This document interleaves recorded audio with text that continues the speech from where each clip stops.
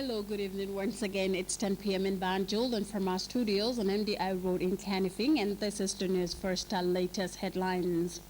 22nd July Revolution breaks new grounds with the commissioning of the newly upgraded Bureng Health Center to a major health facility. National Road Authority officials inspect ongoing works on the vital Gambisaro road stretch in the Upper River region. He is the star of the Olympics and the holder of 3 world records, but who is Usain Bolt? His mother provides a view from home. And after weeks of fighting and months of a horrendous siege, Manji has fallen after a combined effort of Kurdish and Syrian Arab fighters.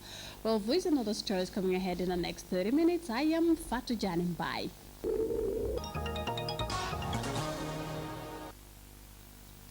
Hello and welcome to the news. The President of the Islamic Republic of the Gambia, His Excellency Sheikh Professor Al-Haji Dr. Yahya A. J.J. Jammeh Babili Mansur, GMRG FAAICL, is pleased to declare Monday, 15th August 2016 as public holiday throughout the Gambia in observance of the Feast of Saint Mary. Communities in Jara and catchment areas stretching as far as villages in the Casamas region in southern Senegal will now enjoy the provision of high-quality health facilities, health services, following the commissioning of the upgraded Bureng Health Center. Abubakar Kamara was with the high-profile government delegation in Jara during that ceremony, and he now tells us more.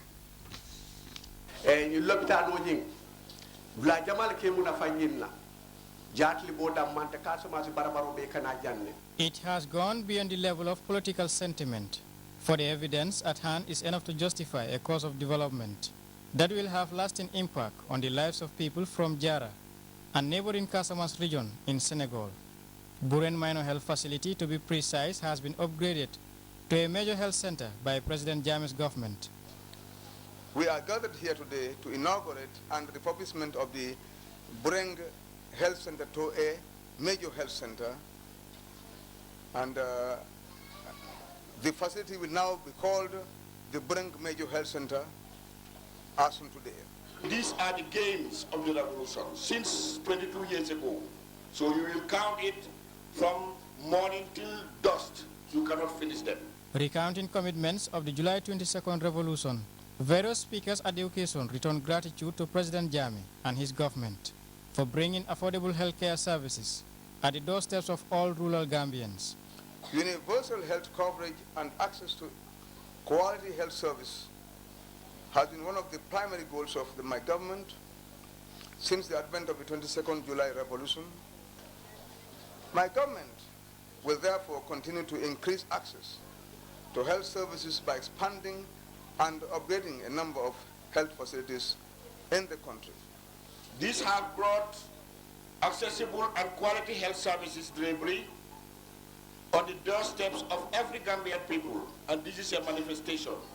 With Bureng Major Health Center now officially commissioned, beneficiaries as well as community elders are shifting their attention towards the $27 million road network linking Wellingaraba to Dasilame, also funded by President Jammeh. Tell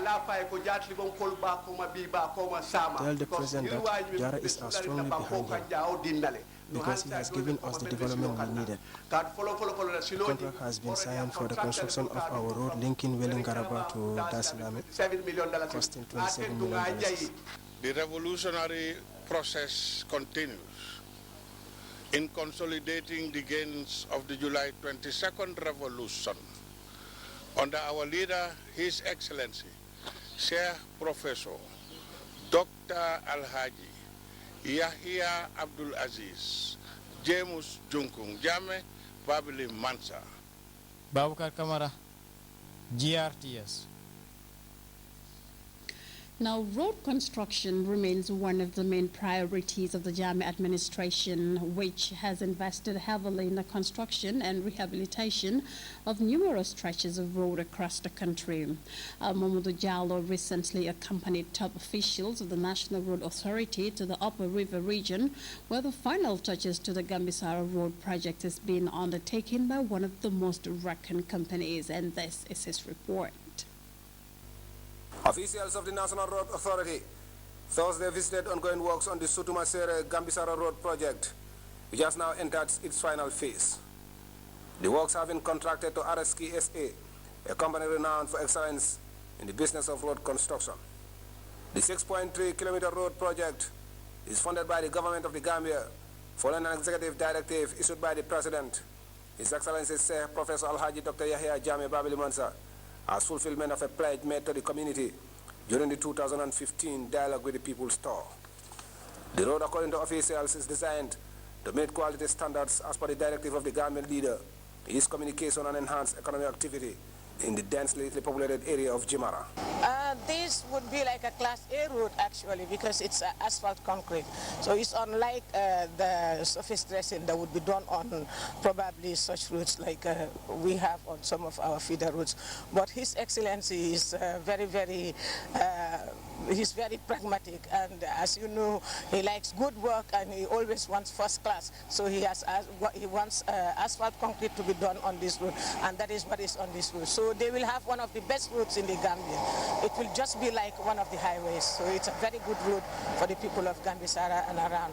The site visit will allow officials observe the laying of asphalt, which is the last major operation before the works are completed. Speaking on behalf of the contractor, the site manager Ali Araski said though they have been slowed by the rains, work is going on gradually to finish the road in a couple of days. Actually, this road is a hot asphalt, 4-centimeter thickness. We will have shoulders of 1.5 meter from both sides. Later on, we'll have some slope protections and culvert protection. But once the rain will give us a chance, I think in the next 1-2 weeks we can finish, because all the signboards are here. All the guardrails are here. You just question that once we finish the asphalt, hopefully if there is no rain tomorrow we'll finish. Mr. Araski assured that his company would not compromise standards and would ensure that the road is finished on time. With most of the road completed, the coming days will see focus shifting on minor but important finishing touches, such as road markings and highway signs. Mamadou Diallo, GRTS News. The Ibunja Theatre, the home of Gambian theatre, recently hosted a play featuring some prominent Gambian artists. The play was based on the important subject of domestic violence. Observer Lights entertainment reporter by Ibrahim Charm was stateside, and he now reports. When great minds think alike and share ideas, outstanding results are always produced. As theatre stage play overshadows Gambian showbiz regarding the enlightening and entertainment aspect, Ibunja Theatre, a professional body of performing arts, spearheaded by Janet Bajan, recently put their theory into practicals, producing an epic storyline written by Christopher Tijan Smith and Mariama Colley. The title of the play, named Raw, tells a story of day-to-day domestic violence against women, which are usually swept under the rug due to fear of disbelief and family statuses within society. As the oppressed, played by Aurelia, ended up in the court of law after accidentally killing the oppressor. Wouldn't you defend your life if being threatened by a mother? Yes. Was molested, abused, and raped. In that tender moment, battling for survival, fighting for her life, prevented herself from being killed by hitting the deceased with that. The victim turns out as an accused. Ironically, the lawyer of the oppressed was once a victim of domestic violence subjected on women. After subsequent hearings, the victim finally tells her story through singing.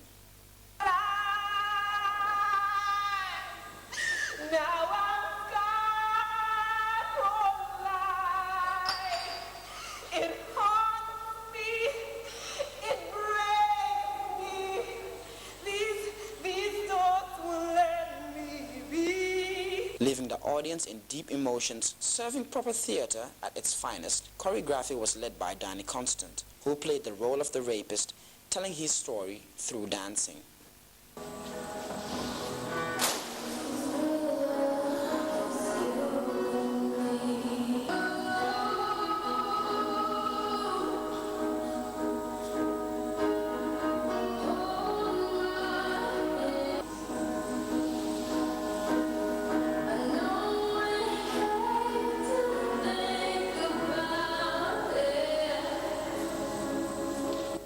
Catching up with Mariama Koli, the co-producer, she told us what triggered her towards such a storyline. The story basically is about gender-based violence, rape cases, which was brought on court, having to deal with a situation where a young girl was victimized, and then she ends up in court in self-defense, killing the rapist. And then she becomes the whole problem at the end of the day in the village. Everyone was talking about how mean, how bad she was, and everyone forgot about, you know, her own situation as a rape victim. And this is one of the common stories that we have in our country when it comes to gender-based violence, especially with the issue of the culture of silence, which is a problem. So with even the promotions, you can see breaking the culture of silence was one of our teams. We wanted people to be able to speak out, especially women, when they're going through tough times, when they're going through violence, when they're going through domestic disturbance. We want them to speak out and reach out to people. After several hours of entertainment, the play was closed, with the whole cast on the dance floor.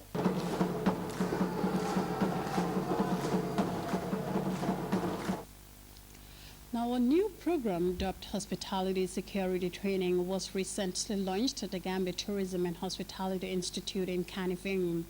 The training, organized by the Ministry of Trade, Industry, Regional Integration and Employment, aims at creating professionally trained hospitality security for an industry that complements service delivery and product offerings rather. Janke Ture tells us more. This is the first of its kind, the first cohort of hospitality security training in the country. The program that is organized by the Ministry of Trade has its objective of bringing about a transformational change in the security of the tourism and hospitality industry through effective communication with customers and the industry operators. The program is designed to provide a comprehensive range of hospitality security training to 24 youths for a period of 3 months, with the support of the Gambia National Youth Council, NYC. 24 young school leavers were selected across the country for the training. The method of selection gives each and every region of the country an opportunity to participate in the pilot program.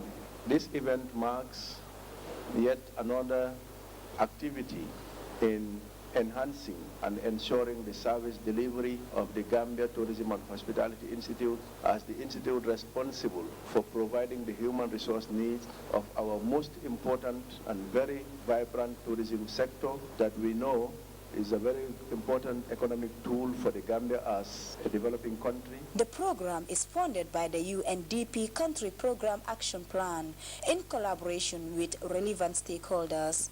Government, through the Ministry of Youth and Sports, continues to invest heavily in the welfare of Gambian youths, and this training, according to officials, will provide a decent livelihood for young people with the potential to discourage them from undertaking risky ventures to Europe.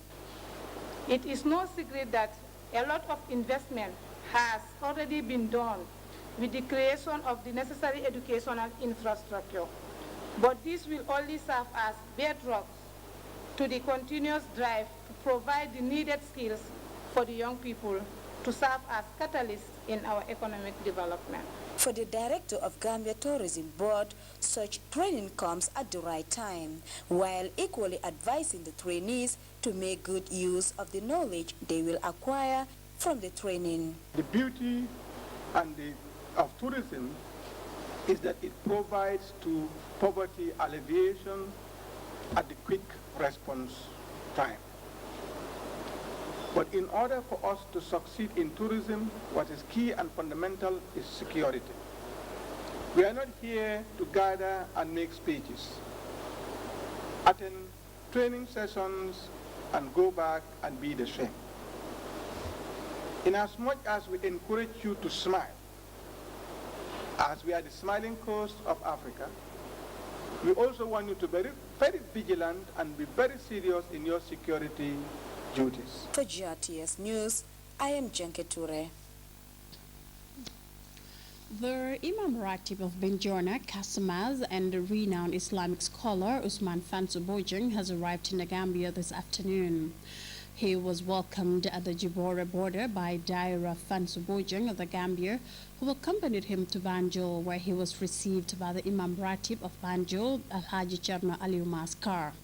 Islamic scholars at the gathering joined the Imam Ratib of Banjul to send thanks to Almighty Allah for what they describe as a religious facet that seeks to strengthen ties among Muslims. Imam Fatou Janneh commended the leadership of the country for championing the propagation of Islam manifested in the President Yahya Jammeh's Quranic recitation competition. A batch of 15 Peace Corps volunteers were recently sworn in as they prepare to take post at various locations across the country. The ceremony held at the U.S. Ambassador's residence in Fajara was attended by senior officials of the Basic and Secondary Education Ministry and U.S. officials in the Gambia. Mudu Jallo picks up the rest of that story.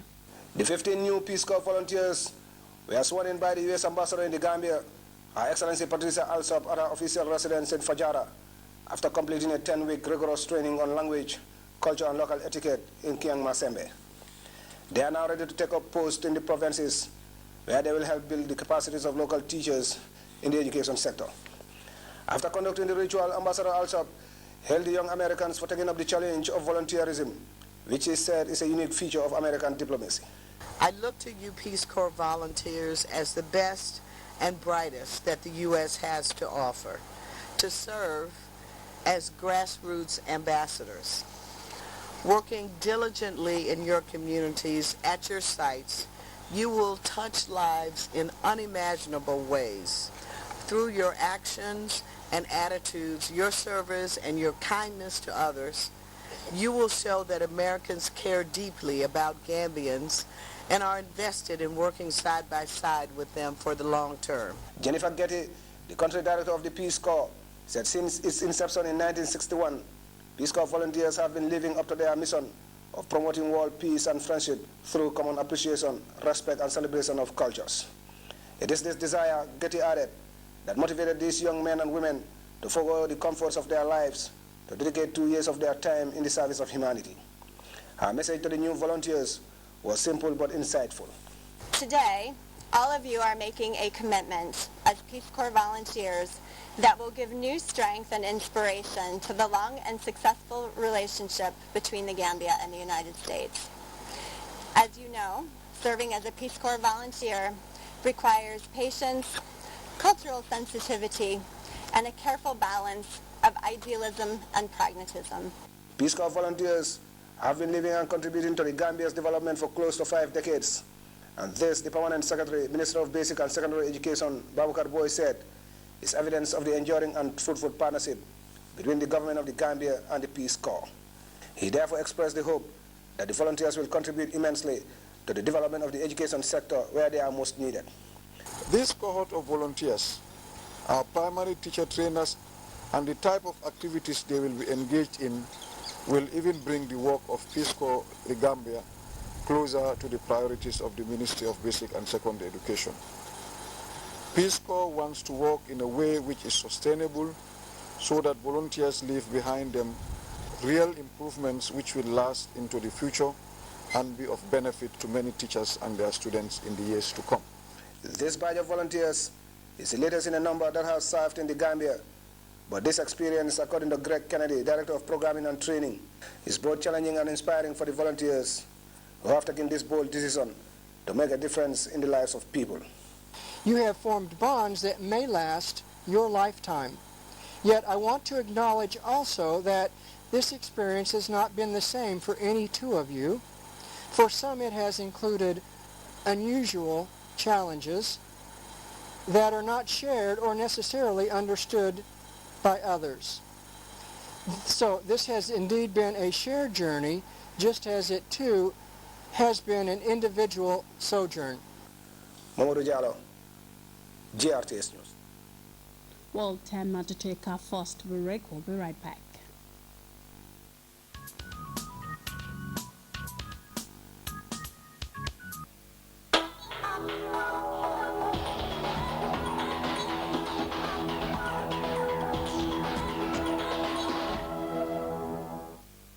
Welcome back, and over now to some sports news. He is arguably the biggest star of the Games, and he only took to the tracks on Saturday. But after his triple gold medal performances in both Beijing and London, everybody in Brazil wants a piece of Usain Bolt. The 29-year-old megastar is competing in the men's 100 meters, 200 and also 4x100 meter relay. Along with his 6 gold medals, he has 11 world titles and world records in both 100 and 200 meters. But how well do we really know him? Let's listen to one woman who knows the sprint sensation more than the rest of us.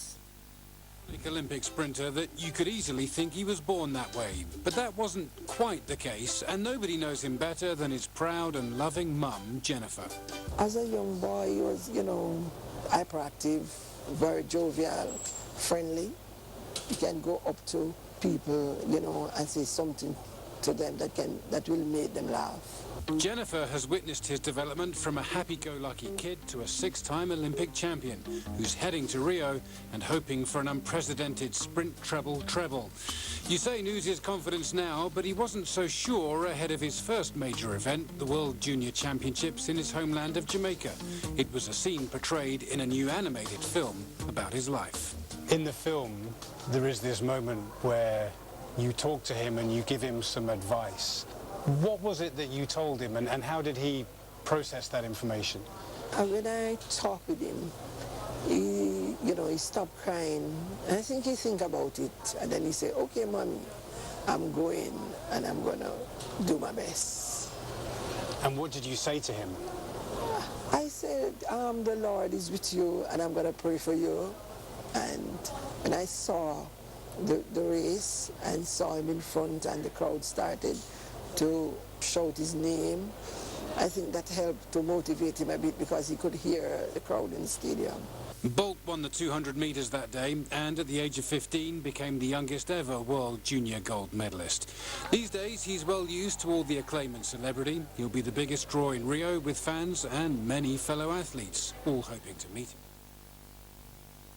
Well, a proud mother there, Jennifer Bolt. Time now to take our second break. When we return, we'll look at news beyond our shores.